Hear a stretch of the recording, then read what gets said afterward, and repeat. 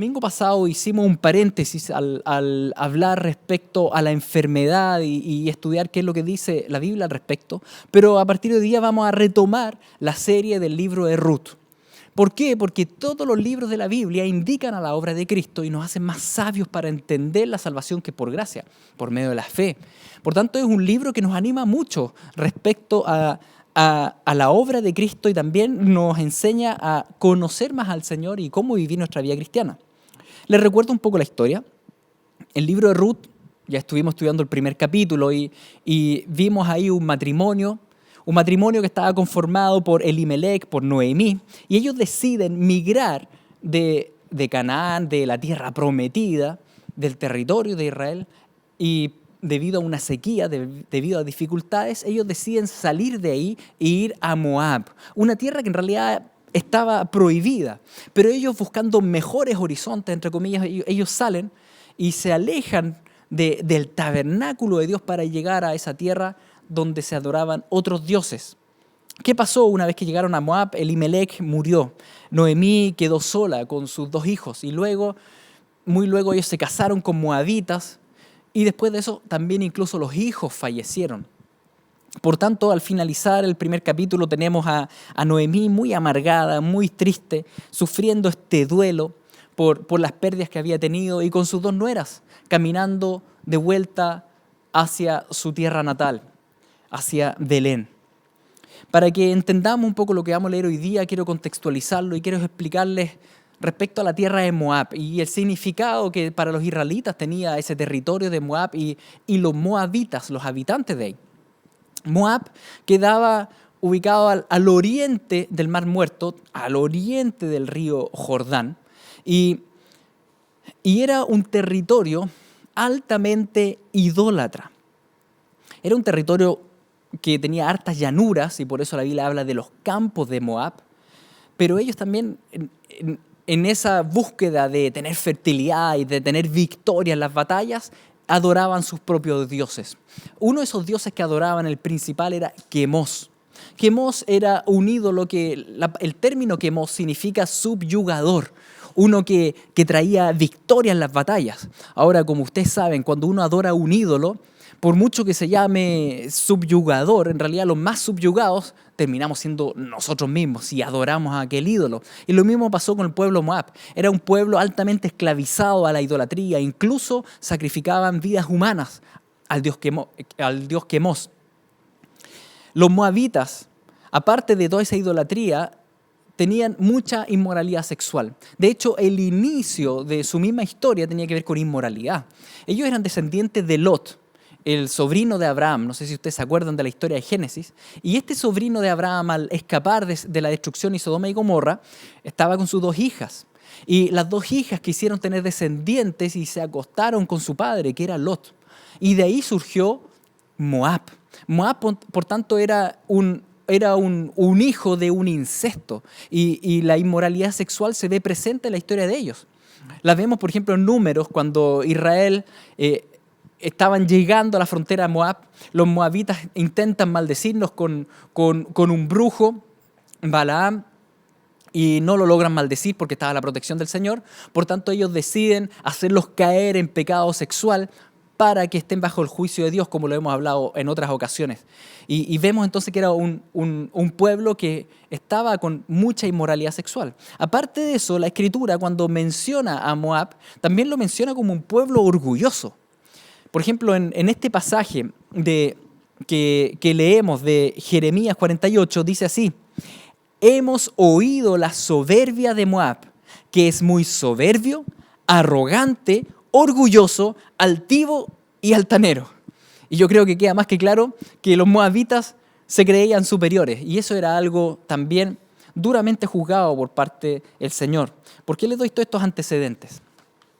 Para que entendamos que cuando en el libro de Ruth se insiste en que Ruth era moabita, en realidad eso tenía una connotación muy fuerte para los israelitas. El libro de Ruth va a decir en reiteradas ocasiones que esta mujer, que es, por así decirlo, la estelar del libro, no era israelita, era moabita. En Ruth, capítulo 1, por ejemplo, dice así: así volvió Noemí y Ruth, la moabita, su nuera con ella. Y después el capítulo 2 dice: y Ruth, la moabita, dijo a Noemí. Y así va a decir varias veces en el libro. Ese era el título que incluso el pueblo mismo le ponía. Cuando hablaban de Ruth decían ella, la moabita. Y al decir la moabita, en realidad la connotación que eso tenía era pensar en este pueblo que era idólatra, que era inmoral, que era altanero y que estaba bajo el juicio de Dios. Por eso es tan asombroso y tan paradójico a la vez leer el capítulo 1 de Ruth.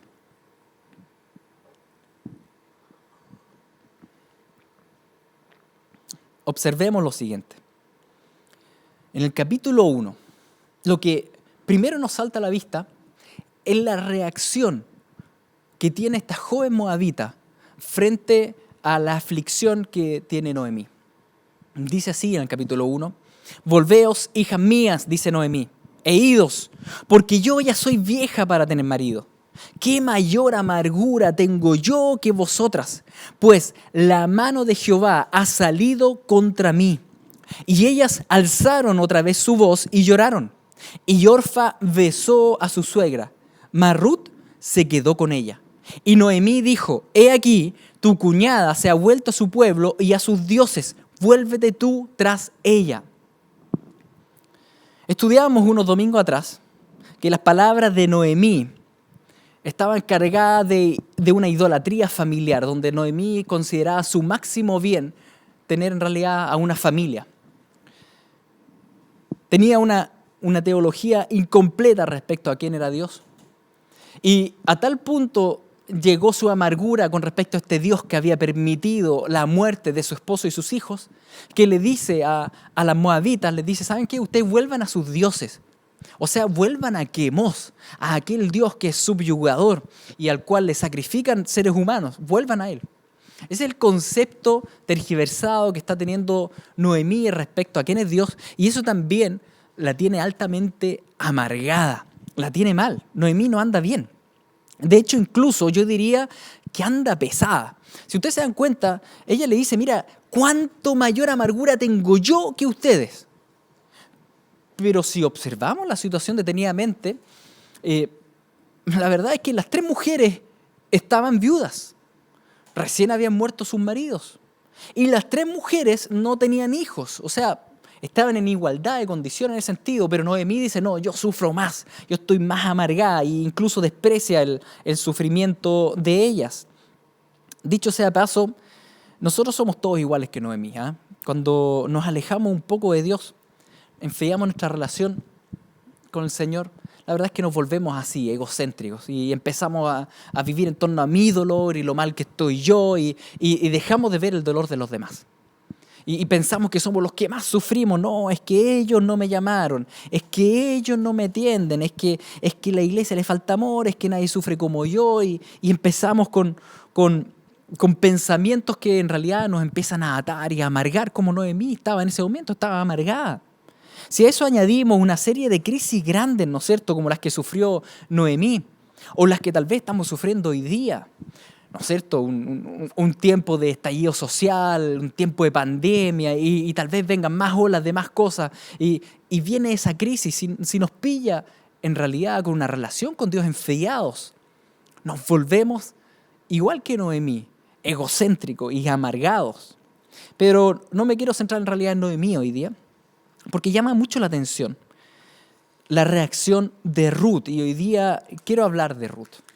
Llama la atención que Ruth, durante el primer capítulo, demuestra algo que no hemos visto en ninguno de los israelitas que hasta ahora han aparecido en el primer capítulo. Orfa le dice a Noemí, una vez que Noemí le dice: vuélvete a tu casa, Orfa la besa y se vuelve a su casa. Pero Ruth hace un acto de amor que la verdad es que impresiona, porque Ruth decide quedarse.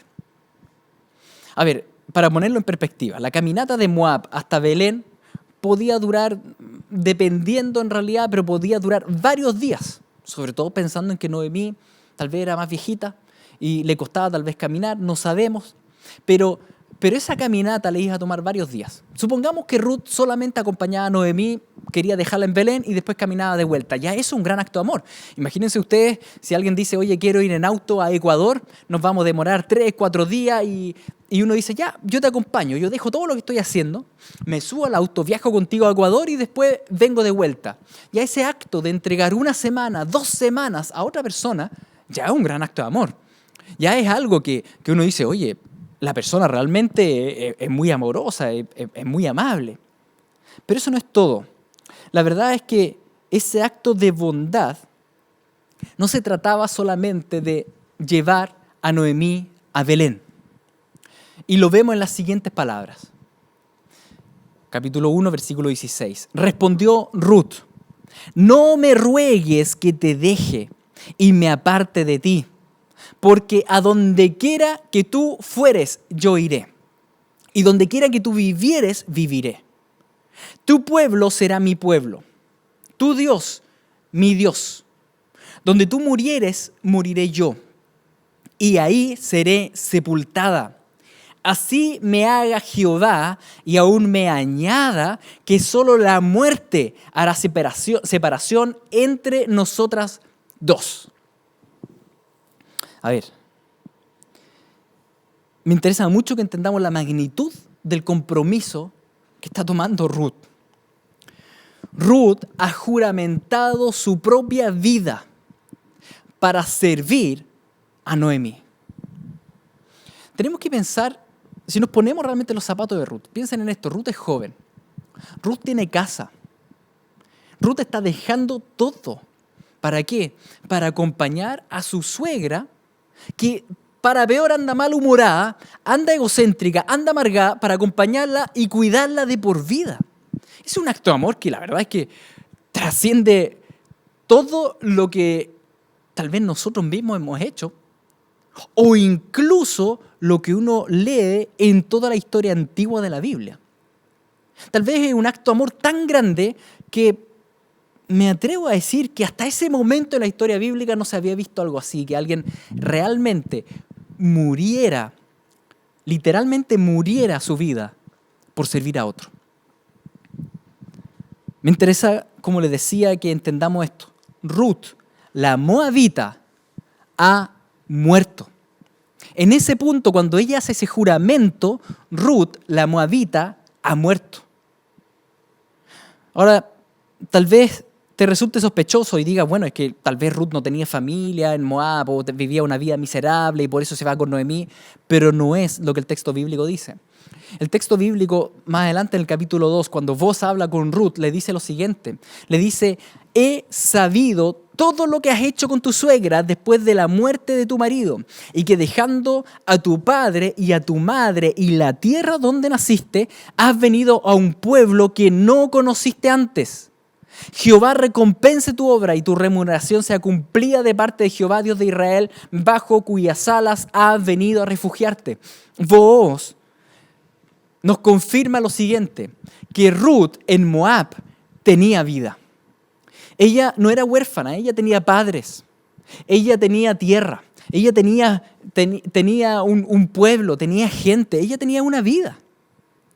Y Ruth decide morir a su vida para servir a Noemí. Ese acto de bondad, ese acto de amor es tan grande que durante toda la historia vemos que el pueblo de Belén está sorprendido. Está sorprendido con lo que hizo Ruth. Incluso a nosotros nos sorprende a tal punto de ver este amor que uno dice, bueno, esto no puede ser el amor de un ser humano.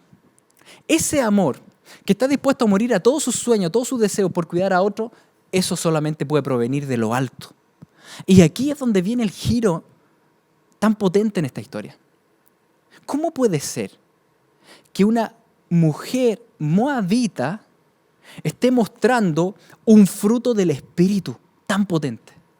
¿Cómo puede ser que una mujer moabita esté amando de tal manera que no lo hemos visto en la historia bíblica antes? Es que Dios está operando en esta moabita. Dios está provocando un fruto, un carácter. El carácter de Cristo está siendo visto en ella. Amigos, les pregunto, igual que cuando hablamos hace 2 semanas atrás respecto a Rahab, ¿quién resulta ser el verdadero pueblo de Dios a esta altura de la historia? Es interesante porque tenemos a un hombre judío llamado Elimelech, que significa Dios, el rey, pero que no tiene a Dios como rey, que se va de la tierra prometida y se va a Moab. Y después tenemos a una moabita, de un pueblo altanero, de un pueblo inmoral, de un pueblo idólatra, que ella decide morir a su propia vida para servir a otro e ir al Dios de Israel y refugiarse bajo sus alas. Por tanto, acá tenemos la paradoja. Tenemos un israelita que se ha alejado de Dios y vemos que finalmente termina en muerte, y después tenemos una moabita que termina siendo más creyente que el israelita. ¿Quién resulta ser pagano entonces? ¿Es el israelita o es la moabita? Vemos entonces en esta antigua historia ocurrida por ahí por el año 1350 a.C., que Dios ya estaba manifestando la salvación a los gentiles por medio de la fe. Eso es lo que vemos en Ruth. Una moabita que viene a refugiarse bajo las alas del Dios Altísimo de Israel. Una moabita que ha sido escogida por Dios. Una moabita que su corazón ha sido regenerado. Una moabita a la cual le vemos un nivel de santificación del porte casi de los apóstoles, que está dispuesta a morir a toda su vida para servir a otro. Dios está ya manifestando en esa historia que Él iría a cumplir la promesa que le hizo a Abraham de bendecir a todas las familias de la tierra. Incluso dentro de esa promesa estaban los moabitas. Dios ya estaba manifestando en esta historia que Él no echa fuera a aquella persona que viene a refugiarse bajo sus alas, no importando su pasado, no importando su procedencia. El Señor no echa fuera al que viene quebrantado a Él y que lo busca, queridos. En esta historia, Dios no solo estaba anticipando la obra redentora de Cristo en la cruz, Dios también está hablando de estas implicancias que tiene para el mismo pueblo de Dios y la bendición de llegar a todas las tribus y lo que va a significar para un creyente el seguir a Cristo. Y me quiero detener un poco más ahí.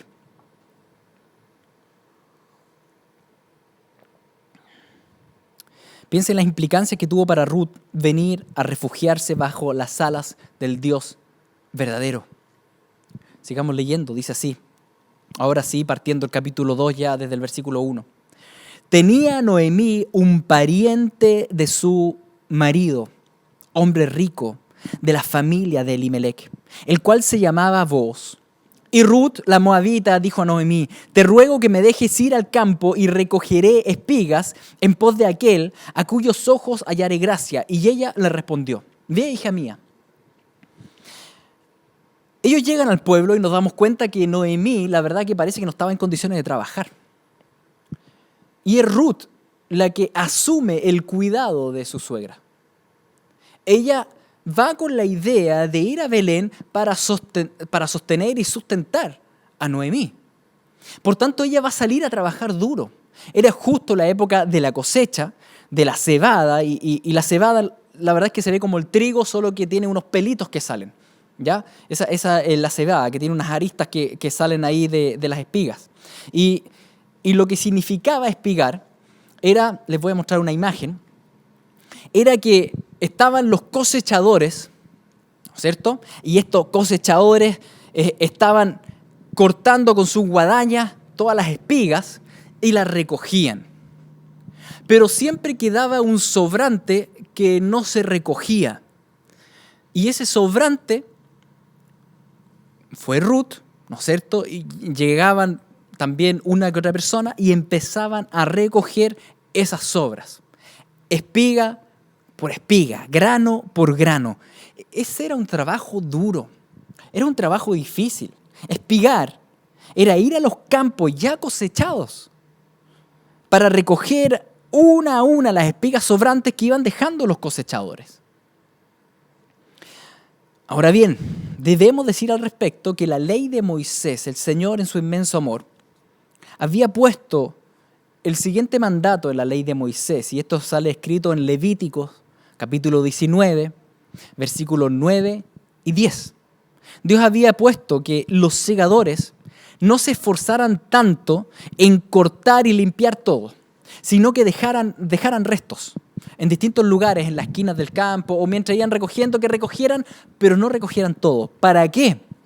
Precisamente para que los pobres o los extranjeros pudieran ir a los campos segados y extraer el remanente que quedaba.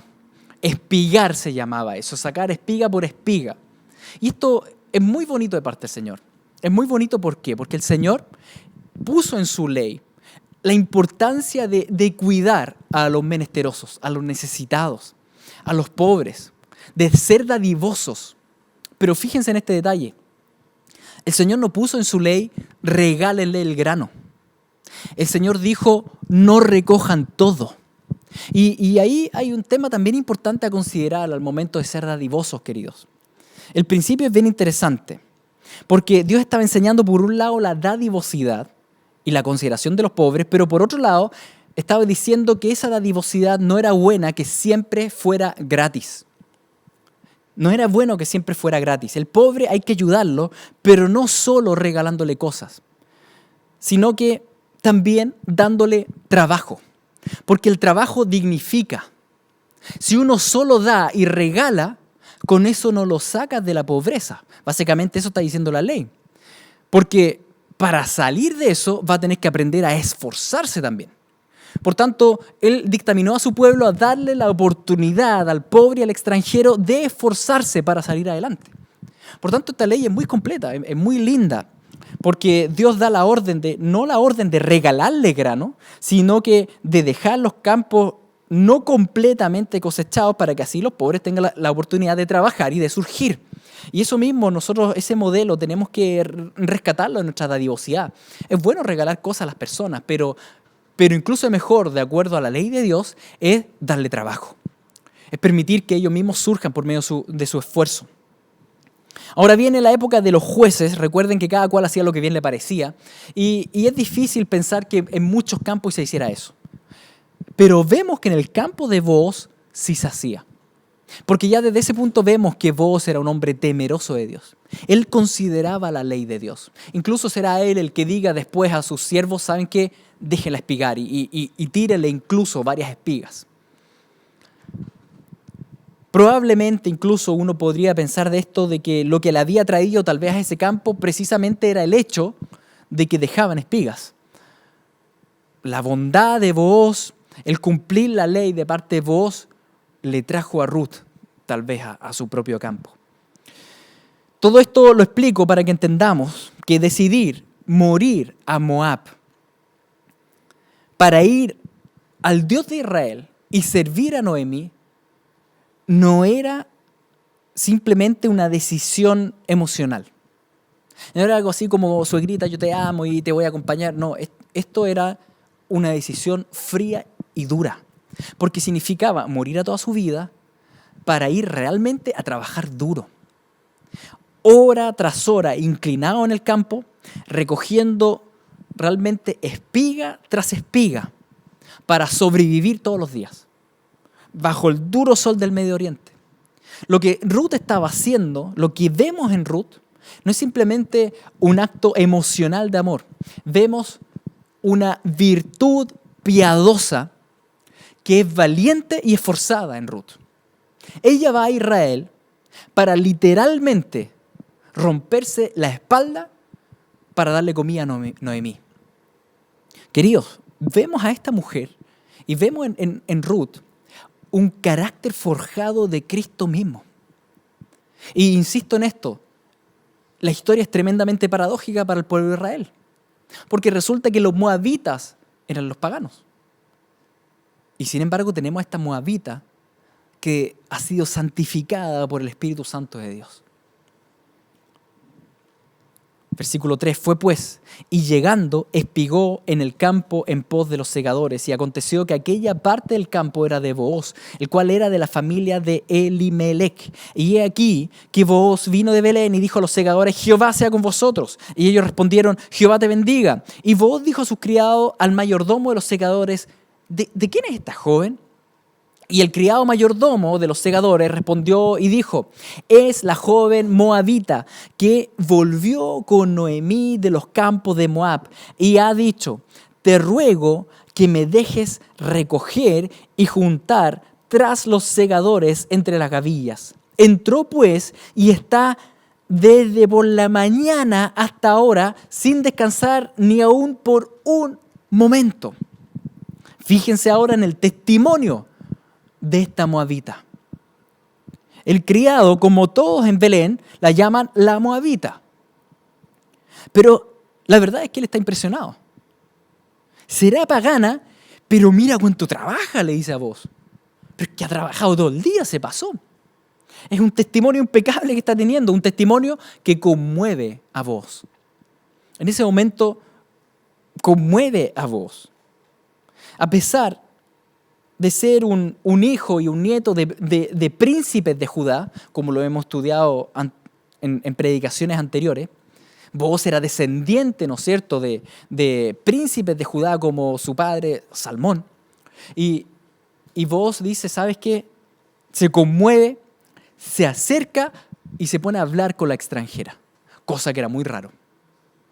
Él era el dueño, él era israelita, y aquí tenemos una extranjera y se pone a hablar con ella.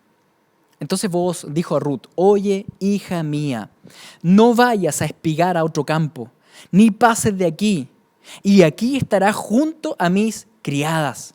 Mira bien el campo que siguen y síguelas, porque yo he mandado a los criados que no te molesten.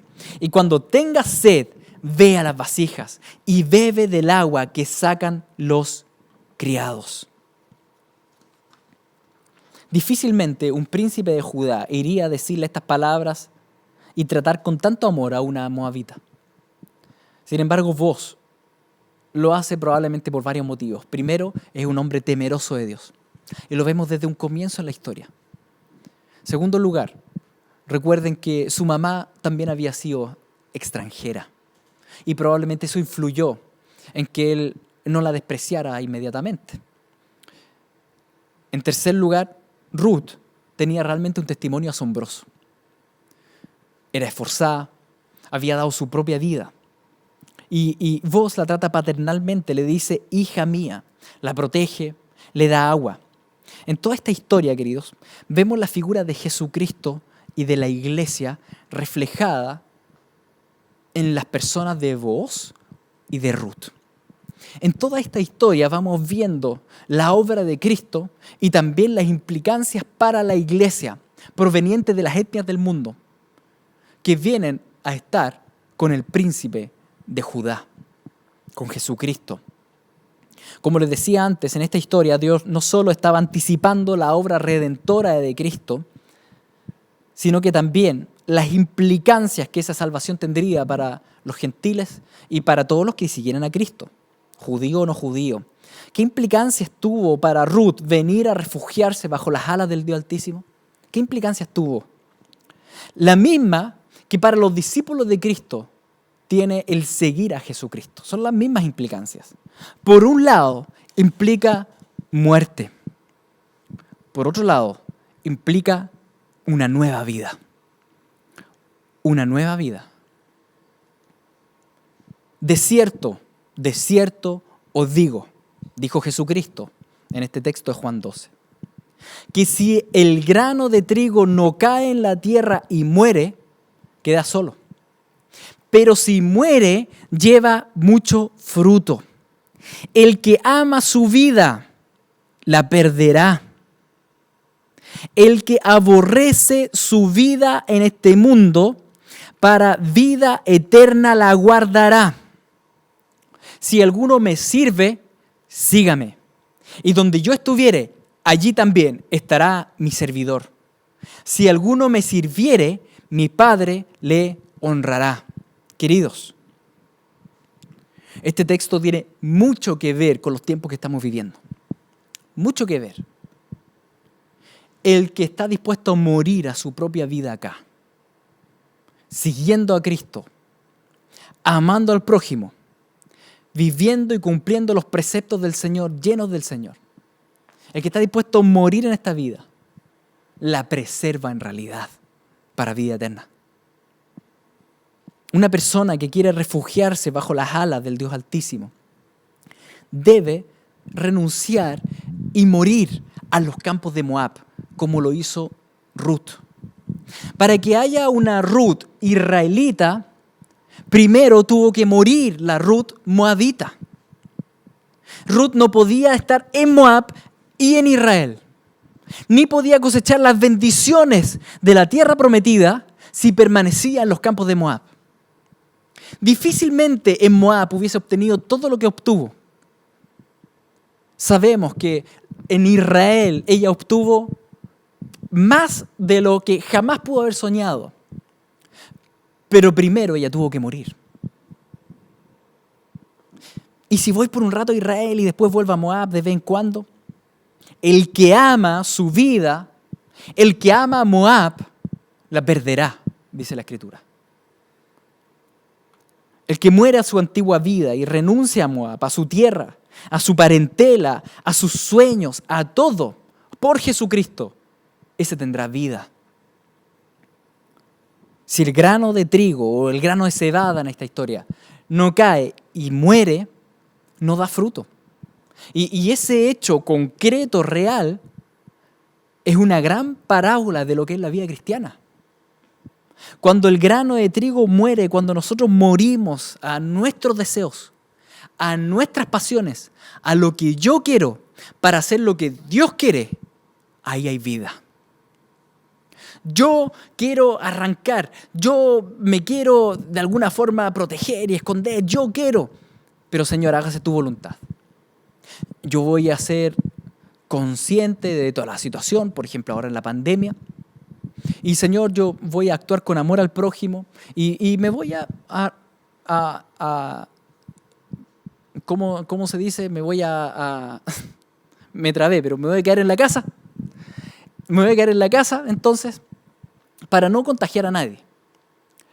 Pero mucho ojo, que eso no sea motivado en el temor, sino que en el amor al prójimo. Si es motivado en el amor al prójimo y resulta que algún amigo, algún familiar, alguien está en necesidad y nos llaman y nos piden ayuda, entonces voy a estar dispuesto a salir de mi cuarentena y a ir a ayudar, aunque eso implique, obviamente, un riesgo para mí. ¿Me entienden? Muchas veces hay deseos, hay sueños que cada uno de nosotros tiene y la carne quiere, pero debemos estar dispuestos a morir a nuestros deseos para que se haga la voluntad de Dios en nuestra vida. Y eso en la vida diaria tiene muchos aspectos muy concretos. Muy concretos. Por ejemplo, estamos ahí en la vida familiar y ya llevamos un par de días encerrados y la verdad es que lo único que quiero en mi carne es tirarme tal vez en la cama y hacer una maratón de series, 24 horas serie. Tengo que morir a mis deseos. Tengo que morir a Moab, porque en Moab se hace eso, pero no en el reino de Dios. Si quiero que haya fruto en mi vida, tengo que morir a mis sueños y deseos para vivir los sueños y deseos de Dios, que siempre van a significar amarlo a Él, amar al prójimo, glorificarlo a Él. Por lo tanto, en mi familia probablemente eso signifique llevar a mi grupo familiar a orar, a perseverar en Dios, a que ayunemos, a que estudiemos la palabra, aunque mis deseos moabitas me tiren de vuelta. Pero para que haya una Ruth israelita, tiene que morir primero la Ruth moabita. Pero es que eso va a ser difícil. Sí, claro que sí. Es que seguir a Cristo significa que Jesús tiene que ser la prioridad en todo. Sí, en todo. Pero es que eso va a significar muchas veces sufrimiento, esfuerzo, trabajo, exactamente. Como Ruth. Pero la ganancia es infinitamente mayor. La ganancia es Cristo mismo. Es vos. Es el Redentor. ¿Podría haber obtenido Ruth a alguien como vos en Moab? No, ni cerca. Ni cerca. Nos cuesta mucho renunciar a los campos de Moab, a nuestra vida, porque no entendemos el valor incomparable que tiene Cristo. Y muchas veces nos pasa lo de Orfa, que empezamos a caminar hacia la tierra prometida, pero cuando ya se nos pone difícil e incluso Noemí insiste a que vuelvas, ya vuelvo atrás. Orfa, ese nombre significa, como les expliqué antes en una predicación anterior, significa nuca, alguien que vuelve para atrás. Pero nosotros no somos Orfa.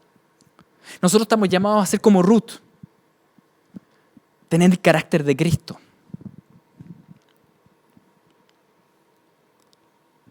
No entendemos la gloriosa herencia a la cual hemos sido llamados. No entendemos el privilegio que significa ser llamados hijos de Dios. No entendemos, y por eso muchas veces empezamos a luchar en esta caminata de ir a la tierra prometida con volver atrás.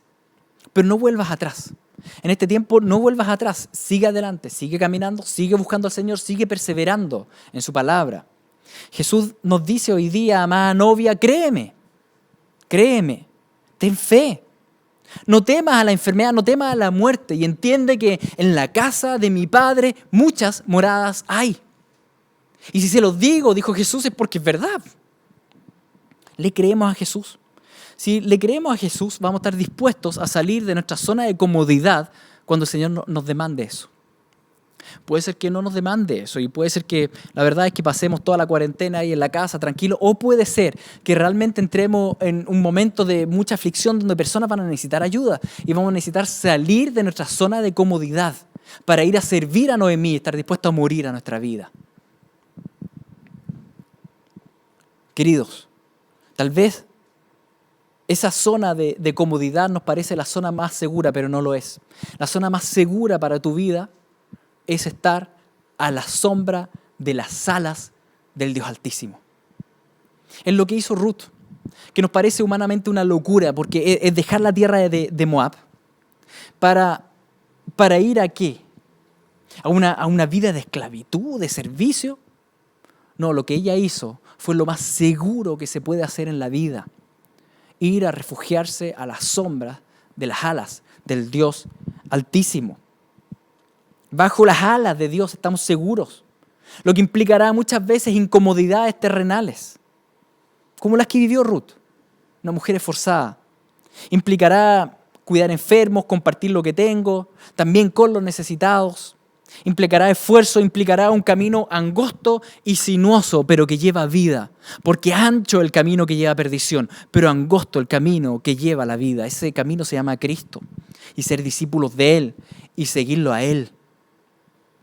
Booz le dijo a Ruth, ella entonces bajando su rostro se inclinó a tierra y le dijo, ¿por qué he hallado gracia en tus ojos para que me reconozcas siendo yo extranjera? Y respondiendo Booz le dijo, he sabido todo lo que has hecho con tu suegra después de la muerte de tu marido, y que dejando a tu padre y a tu madre y la tierra donde naciste, has venido a un pueblo que no conociste antes. Jehová recompense tu obra y tu remuneración sea cumplida de parte de Jehová, Dios de Israel, bajo cuyas alas has venido a refugiarte.